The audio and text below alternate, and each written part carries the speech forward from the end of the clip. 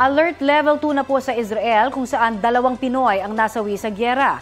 Pero hindi pa nirerekomenda ng mga opisyal na magpa-repatriate o magpauwi ng mga Pilipino. Sa Gaza naman, ayon sa kanilang ambassador dito, wala nang ligtas na lugar mula sa Israeli forces. Balita hatid ni John Consulta.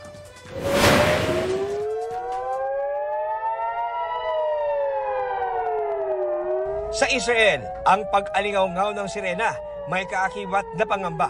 Hudyat na naman yan ng panibagong rocket o aircraft na dadaan doon.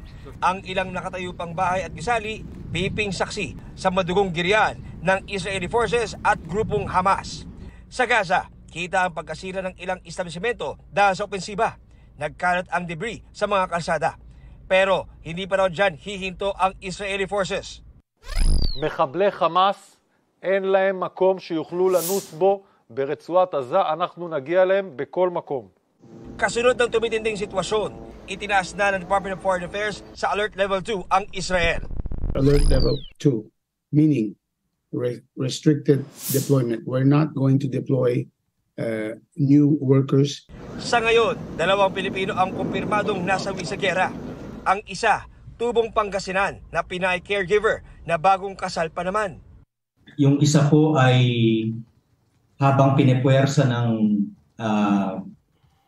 militante, mga terorista yung kanilang pinto. Pagbukas po ng pinto, niratrat po yung mag-amo, yung caregiver. Ang ikalawa, lalaking tubong Pampanga. Ang kanilang mga pamilya, nakausap na raw sa telepono ni Pangulong Bongbong Marcos. Isa pang labi ang isinasailalim sa DNA testing. 3 Pilipino pa ang nawawala. Si Pangulong Bongbong Marcos nagpayag ng pagsuporta sa Israel sa gitna ng pag-atake ng Hamas. Hindi pa rin inirekomenda ng mga opisyal ang repatriation ng mga Pilipino roon.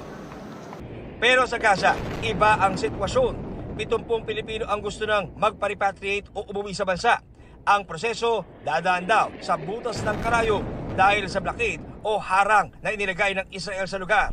Makikipag-usap daw ang gobyerno sa Israeli at Egyptian authorities para makapasok sa Gaza at ma-repatriate ang mga kabayang nandoon. Tutulong din daw sa repatriation ang Armed Forces of the Philippines. Pero ang opisyal ng Palestine sa bansa, hindi na rin magarantiya kung paano makakalabas ang gustong lumikas doon. Yan ang balita ko, John Consulta ng GMA Integrated News. Balita ko, may tututukan kayo tuwing 11 a.m. sa GTV. Alamin ang mahalagang balita at impormasyong dapat nyong malaman sa Balita Ko tuwing Lunes hanggang Biyernes. Mag-subscribe din sa GMA Integrated News sa YouTube. Sa mga kapuso abroad, maaari po kaming masubaybayan sa GMA Pinoy TV at www.gmanews.tv.